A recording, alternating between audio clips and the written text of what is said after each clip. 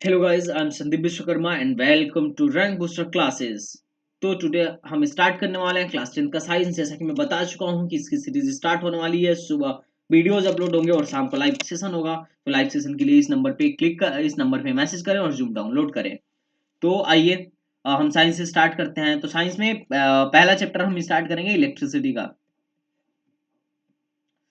Electricity, तो electricity में electric charge, current and potential पढ़ना है आज आज के लेक्चर में। तो आइए स्टार्ट करते हैं, देखते हैं। फर्स्ट थिंग, जो बेसिक चीज है वो है what is electric charge. Electric charge क्या होता है? What is electric charge? तो चार्ज का electric charge is nothing but the amount of energy or electron that passes from one body to another body. Different models like conduction, induction or specific methods. The basic electric charge definition. There are two types of charge. They are positive and negative. मतलब charge का अगर हमें definition लिखना हो तो ये हम लिखेंगे, पर आइए हम फिल करते हैं। चार्ज क्या होता है? दो बॉडी, कोई भी बॉडी है, आपने केमिस्ट्री में भी पढ़ा होगा कि इसमें एक न्यूक्लियस होता है और न्यूक्लियस के बाहर इलेक्ट्रॉन्स होते हैं ना। तो न्यूक्लियस और प्रोटॉन, जो न्यूक्लियस में प्रोटॉन जो होते हैं वो न्यूक्लियस में बधे होते हैं, ठीक है, लेकिन इलेक्ट्रॉन्स तो बधे नहीं होते हैं। अब किसी भी मेथड से, सपोज दैट मैंने दूसरी बॉडी को इसके साथ फ्रिक्शन में लेके आया, ठीक है, इसके साथ क्या फ्रिक्शन में लेके आया, तो इसके कुछ इलेक्ट्रॉन्स क्या हो गए, इसमें ट्रांसफर हो गए। क्या हो गए? इलेक्ट्रॉन्स का ट्रांसफर हो गया। तो अब दो बॉडी था अब इनको टच कराया, फ्रिक्शन की वजह से कुछ इलेक्ट्रॉन्स इसमें आ गए। तो इसमें क्या हो गया? इसमें प्रोटॉन और इलेक्ट्रॉन्स तो बराबर थे, पर अभी क्या है, इलेक्ट्रॉन्स चले गए हैं। इलेक्ट्रॉन्स चले गए तो ये क्या हो गया, इसमें प्रोटॉन ज्यादा हो गए तो पॉजिटिवली चार्ज हो जाएगा, ठीक है। और इसमें इलेक्ट्रॉन्स ज्यादा आ गए हैं क्योंकि इलेक्ट्रॉन्स और प्रोटॉन तो बराबर थे, पर बाहर से इलेक्ट्रॉन्स आ गए तो ये निगेटिवली चार्ज हो जाएगा, ठीक है। तो इसे हम कहते हैं चार्ज, इलेक्ट्रिक चार्ज। क्या कहते हैं? Electric charge. Electric charge is nothing but the amount of energy or amount of electron that passes from one body to another body by different modes। किसी भी मेथड से, ये जरूर नहीं है कि सिर्फ टच करा के ही हो, इंडक्शन मेथड या स्पेसिफिक मेथड या कंडक्शन मेथड, किसी भी मेथड से ट्रांसफर ऑफ इलेक्ट्रॉन जो होता है वो इलेक्ट्रिक चार्ज होता है। ट्रांसफर ऑफ इलेक्ट्रॉन, जितने इलेक्ट्रॉन ट्रांसफर होंगे उतना इलेक्ट्रिक चार्ज हो जाएगा। जैसे अगर इलेक्ट्रिक चार्ज जिसमें जा रहे हैं वो एक नेगेटिवली चार्ज हो जाएगा, और जहां से इलेक्ट्रॉन निकल के गए हैं वो पॉजिटिवली चार्ज हो जाएगा।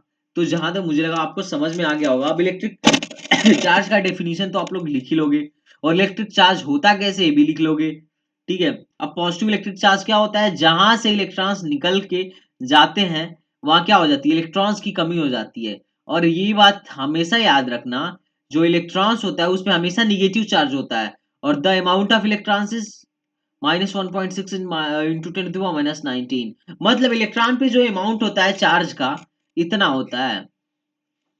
और प्रोटॉन पे कितना अमाउंट होता है चार्ज का? इसका अपोजिट होता है, 1.6 इंटू 10⁻19।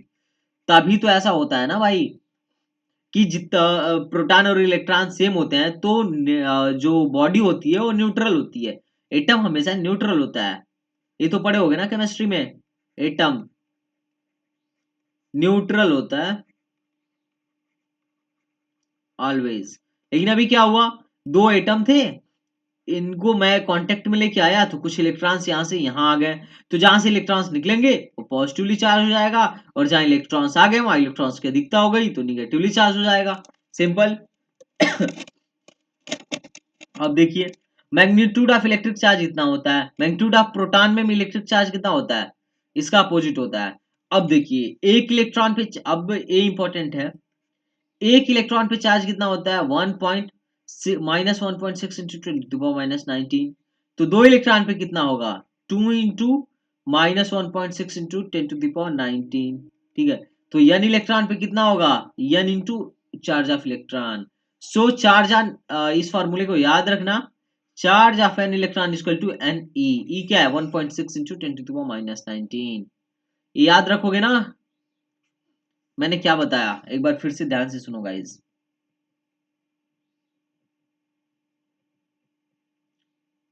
मैंने बताया मैंने ये बताया 1 इलेक्ट्रॉन पे चार्ज होता है 1.6 इंटू 10⁻⁹ माइनस में, तो 2 इलेक्ट्रॉन पे कितना होगा -2 इंटू 1.6 इंटू 10⁻⁻19 होगा ना। 3 इलेक्ट्रॉन पे कितना होगा -3 इंटू 1.6 इंटू 10⁻⁻19।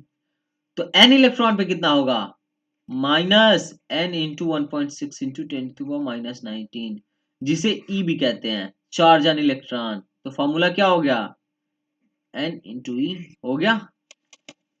कोई डाउट? तो यही तो ये फार्मूला लिखा है, charge of N electron is equal to N e. अब देखिए ये क्वेश्चन देखते हैं इस क्वेश्चन को, how many will have a total charge of 1 coulomb. अब हाँ, अब कूलम क्या है, the unit of charge is coulomb. Important है, बहुत ही इंपॉर्टेंट है।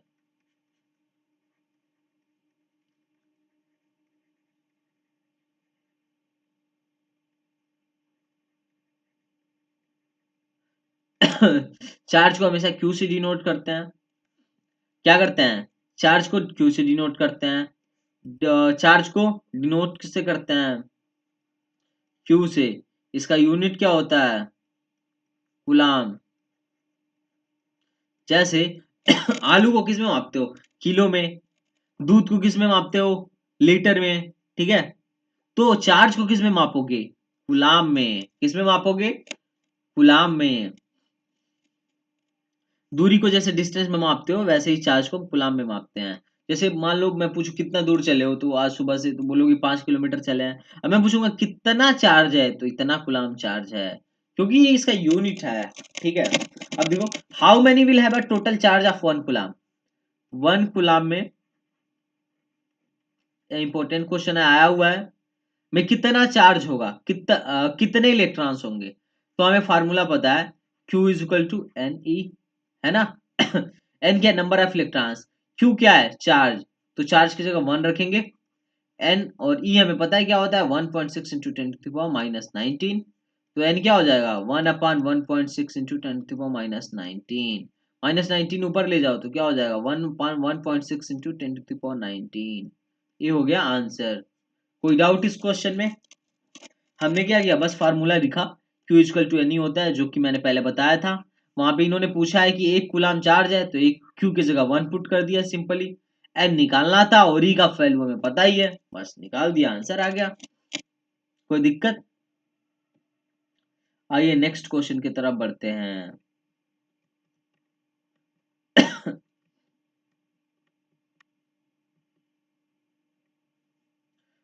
नेक्स्ट क्वेश्चन अपना ये है,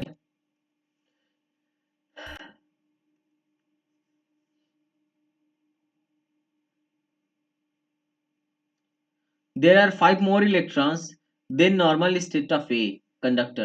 What is the amount of charge of a conductor?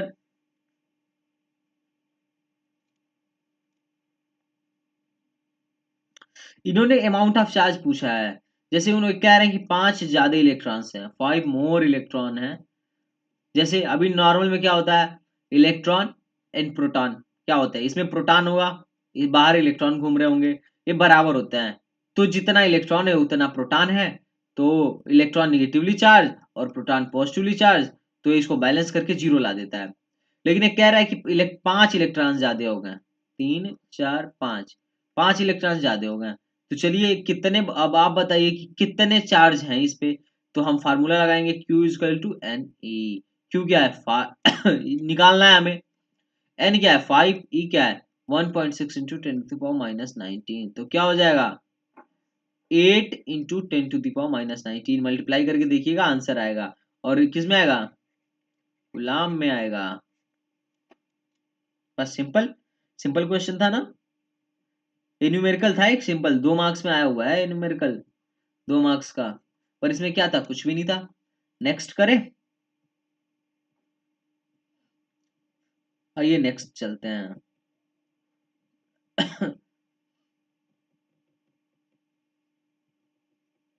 आपको ये चीज तो समझ में आ गई, what is electric charge. Electric charge के बारे में दो चीज इलेक्ट्रॉन इंपॉर्टेंट था। इलेक्ट्रिक चार्ज में क्या था, डेफिनेशन तो समझ में आ गया होगा। पहला था फॉर्मूला नंबर ऑफ इलेक्ट्रॉन्स निकालने का, नंबर ऑफ इलेक्ट्रॉन्स निकालने का क्या था, Q equal to N e. और दूसरा क्या था, इसका यूनिट, यूनिट क्या था, यूनिट कूलाम था। और ये आपको ये याद रखना है। अब देखिए इलेक्ट्रॉन पे चार्ज कितना होता है, इलेक्ट्रॉन पे चार्ज कितना होता है ये भी याद रखना है, 1.6 माइनस 1.6 24 माइनस 19। प्रोटॉन पे कितना होता है, सेम होता है लेकिन पॉजिटिव में होता है। बस इतना काफी था। अब आइए पढ़ते हैं electric current. What is electric current, what is electric current. Electric current is the rate of flow of electron in a conductor, rate of flow of electron, rate of flow of electron, ठीक है। The SI unit of current is ampere. अब इसका formula देखते हैं। ये क्या है, rate of flow of electrons. किसी भी सपोज दैट मान लीजिए एक वायर है, ठीक है। अब इसमें आई करंट बह रहा है, तो ये आई करंट जो है ना, व्हाट इज करंट, ये जो आई करंट है क्या है। तो जैसे किसी भी वायर में हम मान लीजिए ऐसे लगाएं, एक बैटरी लगाते हैं, ठीक है, तभी तो करंट बहता है ना। बैटरी लगाते हैं तो क्या होता है कि किसी भी कंडक्टर में ना बहुत सारे फ्री इलेक्ट्रॉन्स होते हैं, ठीक है, फ्री इलेक्ट्रॉन्स होते हैं। तो अब फ्री इलेक्ट्रॉन्स जो होंगे ना बहुत सारे होंगे। तो अभी ये पॉजिटिव सिरा होता है, पॉजिटिव टर्मिनल होता है, नेगेटिव टर्मिनल होता है। तो जितने भी फ्री इलेक्ट्रॉन्स है ना पॉजिटिव की तरफ अट्रैक्ट होने लगते हैं। आपको ये बात पता होगा, पॉजिटिव निगेटिव की तरफ अट्रैक्ट होता है और निगेटिव पॉजिटिव की तरफ अट्रैक्ट होता है या नहीं होता है। कभी पॉजिटिव पॉजिटिव अट्रैक्ट थोड़ी ना होता है। कभी देखे हैं क्या कि मेल मेल की तरफ अट्रैक्ट होता है। अब तो 377 आ गया वो अलग बात है, लेकिन पहले से ही ये चला आ रहा है कि अगर पॉजिटिव है मेल है तो फीमेल की तरफ ही अट्रैक्ट होगा, या अगर फीमेल है तो मेल की तरफ ही अट्रैक्ट होगी। ऐसा नहीं है कि वो फीमेल की तरफ अट्रैक्ट हो जाएगी। अब तो नए नए कॉन्सेप्ट आ रहे हैं, वो अलग बात है, और एडवांस की बात नहीं कर रहा हूँ मैं बेसिक की बात कर रहा हूँ। एक्सेप्शन तो हर जगह होते हैं यार। अभी क्या हुआ, ए पॉजिटिव था, ए निगेटिव थे, तो सारे निगेटिव चीज एक तरफ आ जाएंगे। क्या होगा, आ जाएंगे ना, निगेटिव तरफ एक तरफ आने लगेंगे, तो इलेक्ट्रॉन्स एक क्रमबद्ध तरीके से इधर आने लगेंगे सब। तो जब इलेक्ट्रॉन्स, फ्री इलेक्ट्रॉन्स क्या होता है ना, मूव करते हैं तो उसके अपोजिट डायरेक्शन में करंट मूव करता है। एक क्वेश्चन आता है इंपॉर्टेंट कि करंट का डायरेक्शन क्या होता है, तो करंट का जो भी डायरेक्शन है ना वो फ्री इलेक्ट्रॉन्स के मूवमेंट के डायरेक्शन के अपोजिट होता है। इस बात को याद रखिएगा, ये इंपॉर्टेंट है। क्या इंपॉर्टेंट है कि फ्री इलेक्ट्रॉन्स के मूवमेंट के डायरेक्शन के अपोजिट होता है करंट। ओके, ये इंपॉर्टेंट बात थी।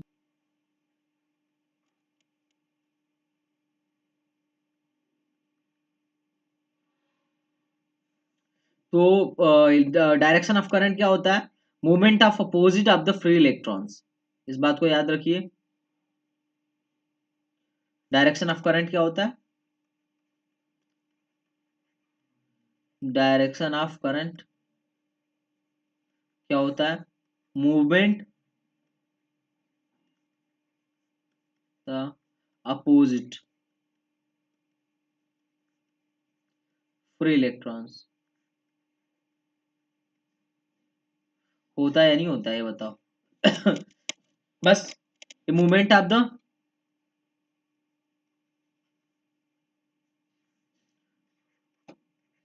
फ्री इलेक्ट्रॉन्स होता है। और हमें क्या करना है, ये चीज याद रखना है।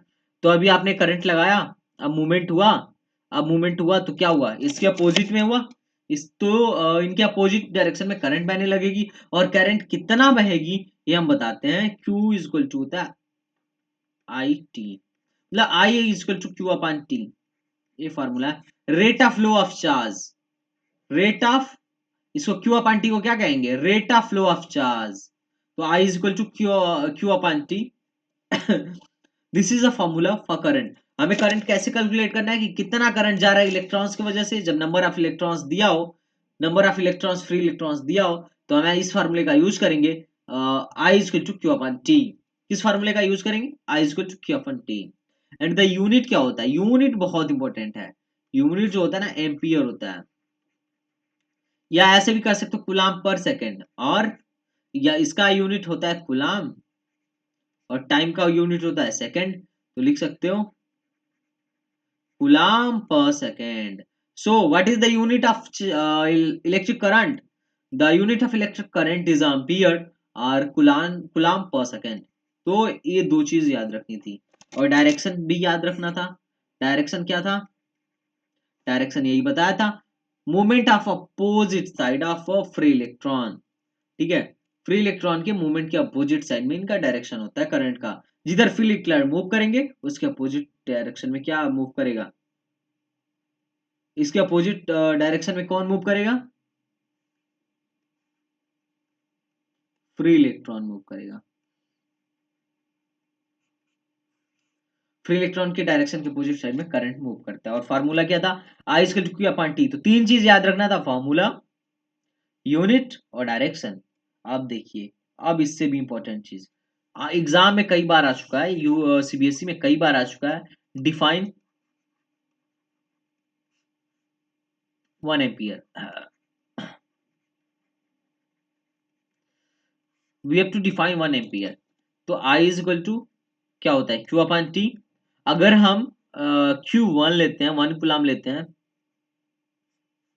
ठीक है और टी 1 सेकेंड लेते हैं, तो आई इसकी वैल्यू हो जाएगी 1 एम्पियर। यही होगी ना? अगर हम Q1 लेते हैं 1 कूलम और T 1 सेकेंड, तो कट के क्या होगा? 1। और आई की यूनिट होती है एम्पियर, तो इसी 1 एम्पियर को हमें डिफाइन करना है। तो कैसे करेंगे? किसी भी कंडक्टर में यूनिट चार्ज को किसी यूनिट टाइम में फ्लो करवाने के लिए, फ्लो कराने पे जो इलेक्ट्रिक करंट, किसी यूनिट चार्ज में फ्लो कराने के लिए जो इलेक्ट्रिक करंट होता है, जो इलेक्ट्रिक करंट फ्लो होता है, उसे हम 1 एम्पियर कहते हैं। तो कैसे हम डिफाइन कर देंगे बताइए? इसका 1 एम्पियर डिफाइन करना समझ में आया या नहीं आया? 1 एम्पियर बताइए, डिफाइन करना समझ में आया या नहीं आया?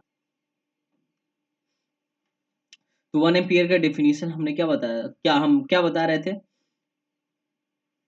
टू फ्लो 1 एम्पियर क्या है?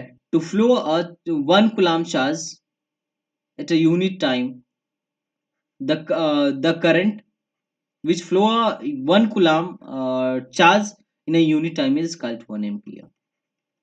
तो ये कई बार आ चुका है ये 1 एम्पियर, और कभी कभी डिफाइन करने के लिए आता है 1 कूलम को, कि प्लीज डिफाइन द 1 कूलम। तो हमें उसे भी देखना है। ठीक है, तो हमने इसमें करंट वाले में क्या सीखा? तीन चीज सीखा। पहला, करंट क्या होता है, करंट का डेफिनेशन एग्जाम में आ सकता है, तो आप इसको याद कर लें। दूसरा, फार्मूला। फार्मूला क्या होता है? I is to Q upon D, Q upon T. और यहीं से तो करंट का डेफिनेशन भी निकला है। क्या है कि you rate of change of charges called current. Rate क्या है? Rate of change in charge है। ये क्या है? Rate of change in charge. Rate of change in charge है, तो इसे हम क्या कहते हैं? Rate of change in charge current. ये फॉर्मूला। और तीसरा, डायरेक्शन। तीसरा क्या है? डायरेक्शन। डायरेक्शन कैसे निकालते हैं? अपोजिट, जो डायरेक्शन होता है in the opposite of flow of free electrons. ठीक है, और फ्लो इलेक्ट्रॉन्स हमेशा पॉजिटिव टर्मिनल की ओर जाते हैं, तो इलेक्ट्रॉन्स हमेशा पॉजिटिव टू निगेटिव टर्मिनल की ओर जाएगा। ये भी याद रखना। बस ये तीन चीजें थी करंट के बारे में जानने के लिए, इससे बाहर का कुछ भी नहीं आएगा। और एक 1 एम्पियर का डेफिनेशन याद रखना था। अब जैसे ही बेसिक एग्जाम्पल दो थे देख लेते हैं। A current of 1 ampere is drawn from a filament of an electric bulb. ठीक है, number of electron passing through the current cross section of filament is 1 is in 16 second, in 16 second would be roughly। ठीक है, एक क्या है ना कि एक इन्होंने कहा हुआ है कि एक फिलामेंट है, एक फिलामेंट है और 1 एम्पियर करंट ड्रॉ कर रहा है। ठीक है, एक बल्ब है, उसका फिलामेंट जो है वो 1 एम्पियर करंट ड्रॉ कर रहा है। तो 16 सेकेंड में कितने नंबर ऑफ चार्ज हो जाएंगे? तो ठीक है, कितने नंबर ऑफ इलेक्ट्रॉन्स ये ड्रॉ कर लेगा? तो हम फॉर्मूला लगाते हैं, Q is equal to I T. ठीक है, कितना पहले चार्ज देख लेते हैं, कितना चार्ज ये वो कर रहा है। तो चार्ज कितना होगा? क्यू, आई कितना है 1 एम्पियर ले रहे हैं और टी कितना है 16 सेकेंड, तो क्यू इजकल टू 16 सेकेंड। ठीक है, क्यू इजकल टू 16 सेकेंड हो गया। अब दूसरा चीज कह रहा है, अब हमें नंबर हमें पता है, sorry, Q is equal to 16 coulomb हो गया,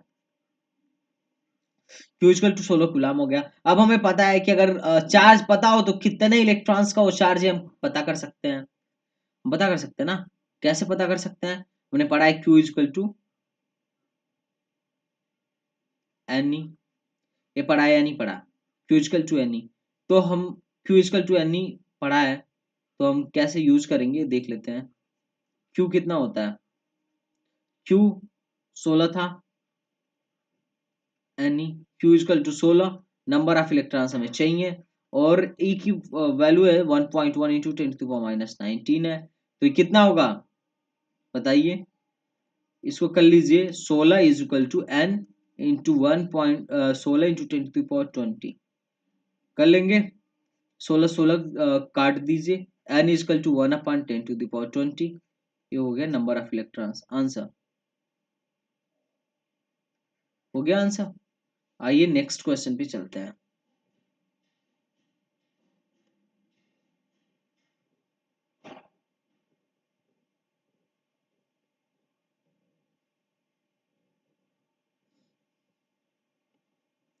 एक क्वेश्चन तो हो गया था ना, Q is equal to n use करिए, क्यू क्या है 16 है, एन निकालना है और इलेक्ट्रॉन 1.6 इंटू 10⁻⁹ है, इसको कट करिए क्या हो जाएगा, एन इजकल टू 10⁻⁻20 आंसर। इस क्वेश्चन को तो अभी करा है। आइए नेक्स्ट क्वेश्चन भी देखते हैं, एक और न्यूमेरिकल। ये सारे 2 नंबर के न्यूमेरिकल हैं जो कि बोर्ड में आए हुए हैं, ऐसा नहीं है कि मैं कोई भी क्वेश्चन उठा के दे रहा हूँ, लीजिए आप करिए।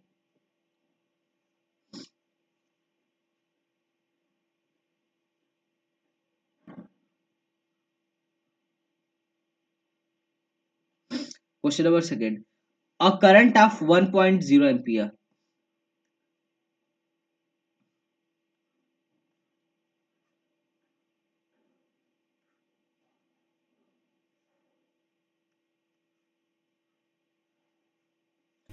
a current of 0.1 ampere is flowing in a conductor. What is the number of electron flowing per second in a conductor?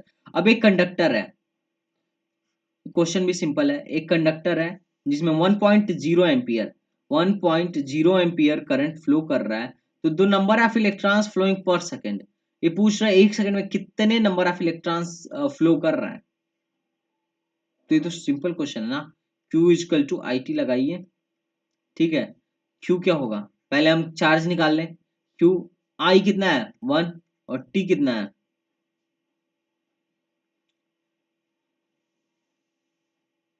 बताइए। T रहने दीजिए, Q इजकल टू बस T हो गया, और Q इजकल टू क्या होगा N, Q इजकल टू हमें पता है फॉर्मूला N ही होता है, तो T is equal to N e, तो number of electrons per second, तो T को इधर लेके आइए, N अपन T क्या हो जाएगा E के बराबर हो जाएगा, 1 अपन E के बराबर हो जाएगा, तो यही आंसर हो गया। नंबर ऑफ इलेक्ट्रॉन्स फ्लो पर सेकेंड क्या होगा 1 अपन E, मतलब 1.6 इंटू 10⁻⁹। इसको ऊपर लेके जाइए और सॉल्व कर लीजिए, क्वेश्चन सॉल्व। ये भी बोर्ड में ही आया हुआ क्वेश्चन है, 2 नंबर में आया हुआ था, तो इट्स अ सिंपल क्वेश्चन। आइए नेक्स्ट क्वेश्चन करके देखते हैं।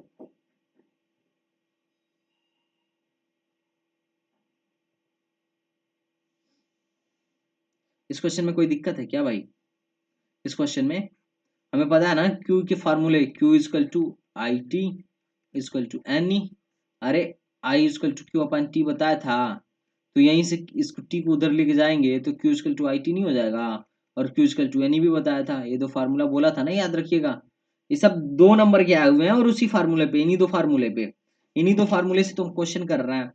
अब देखिए 10⁸ electrons flow from point A to B, point A है और ये पॉइंट बी है, यहाँ से 10⁸ इलेक्ट्रॉन्स जा रहे हैं, कितने टाइम में 10⁻⁻⁴ सेकेंड में। The current flowing between A and B and direction of current, current हमें चाहिए।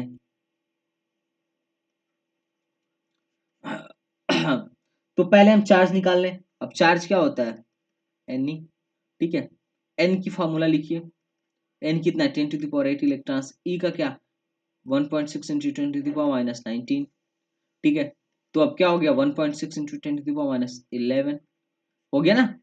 अरे 19 में से 8 घटा 11, कोई दिक्कत। अब हमें क्या हो गया, क्यू का वैल्यू मिल गया। अब हमें पता है आई इक्वल टू होता है क्यू अपन टी।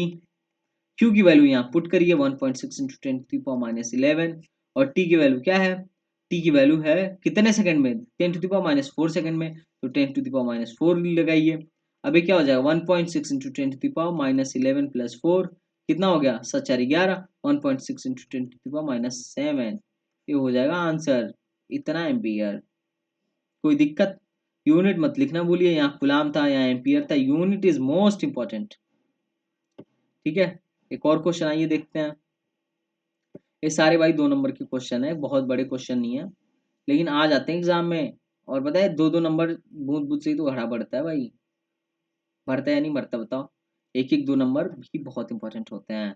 और पता है एक क्वेश्चन अगर ये सब छोटे छोटे क्वेश्चन के कंसेप्ट क्लियर नहीं होंगे ना, तो बड़े क्वेश्चन कहाँ से लगेंगे भाई, बड़े न्यूमेरिकल कहाँ से लगेंगे। अब देखो द करंट, अब एक नेक्स्ट क्वेश्चन है द करंट ऑफ 1.6 एम्पियर, तो यहाँ लिख लो गिवन दैट, एग्जाम में एग्जामिनर को इम्प्रेस करने के लिए। ठीक है, गिवन दैट क्या I is equal to 1.6 ampere. ठीक है, flowing in a conductor that will be number of electron per second in conductor. अब पूछ रहा है क्या, n क्या होगा पर सेकंड मतलब n/t ये भाई साहब पूछ रहे हैं। तो हमें पता है फार्मूला क्या, अब तुम एग्जाम में ये ऐसे लिखो फार्मूला यूज्ड क्या, q is equal to I T and q is equal to N e. ठीक है, I क्या है 1.6 इंटू टी, एन ई की जगह पे क्या लिखो n e is equal to Q, तो 1.6 इंटू टी, और एन अपान टी पूछा हुआ है तो 1.6 अपान इलेक्ट्रॉन, तो 1.6 ई की वैल्यू हो जाएगी 1.6 इंटू 10⁻19, इसे कट करो तो 10⁻19 इलेक्ट्रॉन पर सेकेंड, बस हो गया आंसर। तो इसमें क्या था, कुछ भी नहीं था, ये बेसिक न्यूमेरिकल्स है। ठीक है, अभी मैं बहुत न्यूमेरिकल कराऊंगा, टेंशन मत लो, ये तो बेसिक है अभी चल रहा है। अब हम पोटेंशियल पढ़ते हैं, फिर पोटेंशियल के बाद से ओम्स लॉ पे खूब न्यूमेरिकल, और उसके बाद से मैं पैरेलल और सीरीज कॉम्बिनेशन पढ़ाऊंगा, और उस पे तो भाई न्यूमेरिकल की बाढ़ ला दूंगा, बाढ़। इतने न्यूमेरिकल कर लिए ना तो बोर्ड में कहीं और से करने की जरूरत ही नहीं पड़ेगी, बोर्ड में सारे मिल जाएंगे। अरे सारे अपने ही न्यूमेरिकल होंगे bro, don't worry about it, it's quite simple.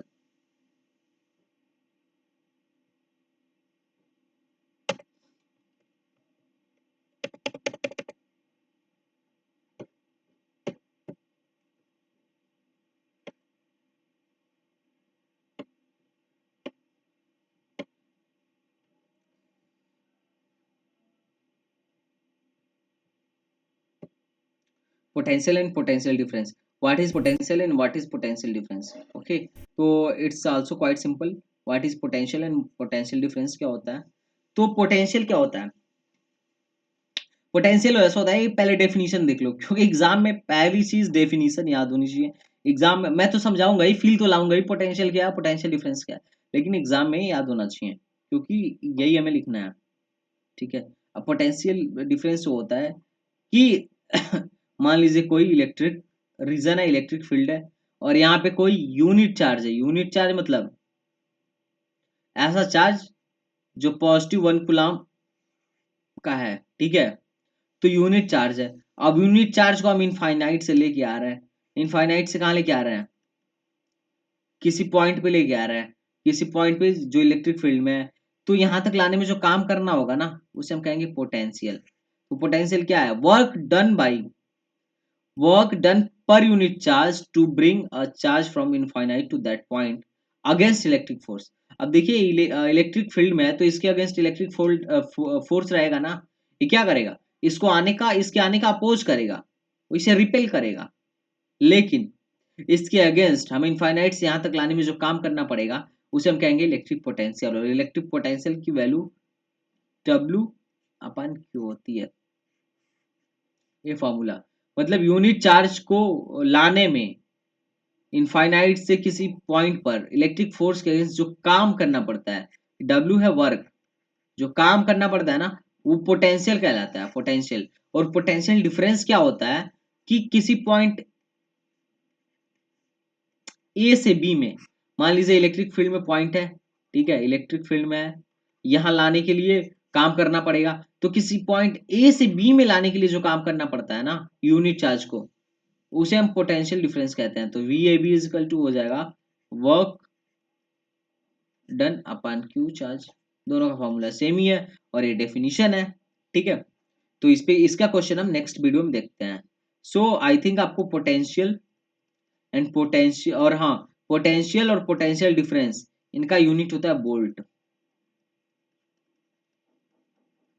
इसको डिनोट कैसे करते हैं, डिनोट कैसे करते हैं, वी से। और एक कैसी क्वांटिटी है, इट्स अ स्केलर क्वांटिटी।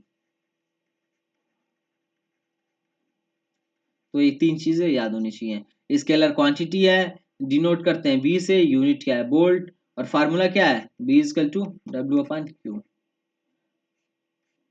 जब चार्ज दिया हो तो, ठीक है। तो ये तीन चीज तो याद होना ही चाहिए।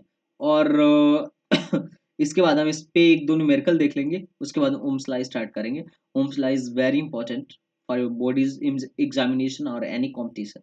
सो थैंक यू,